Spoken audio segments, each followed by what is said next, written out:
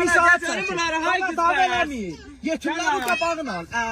Gəl bunları da köydü. Bunları nə əcək? Buna paramodaş bişirəm, zəhrimar. Aşağı gedirik biz. Ondan güzəllər çıxmaz. Yonasan kişi. Ay, bey görün mən onu.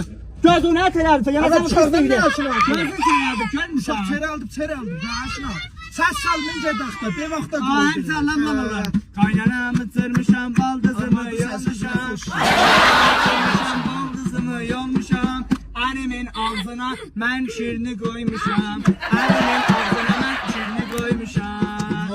Ay kişi, rubluk badımcan saxlala sənə qədər ziyarət. Ziyarət dolanma ya. Allah çoxluq idi orada, doğruyasın. Nənən ölsün inşallah, hə.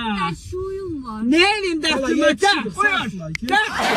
Şişələrə sus. Şişələrə səsini ki, mənim bacıma hal oldu. Bəs abrıma apardı. Gedəndən çıxmışız.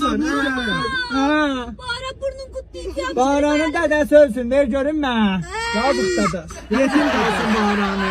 Yazıq dədə. Maman. Hə. Amma orada başım yoldu. Əmmə pox yedi ağzına, əmmə Arvad, səni mənim bacımdır. Niyə mənim yetimi vur əmmə, hə? Baba vurmayıb, yalan deyil. Gedəndən yer yetimin töhtörə kullan qarnın doydu. Çörək də tapmadım, mən bu sağı görə verirəm. Yemədin Çörək də arzu. tapmadım, Allah səni Kebablar yandırsın. kim idi girdi? Ya nasıl Allah, öl bax, ər tapdım gəldim. Daşım var.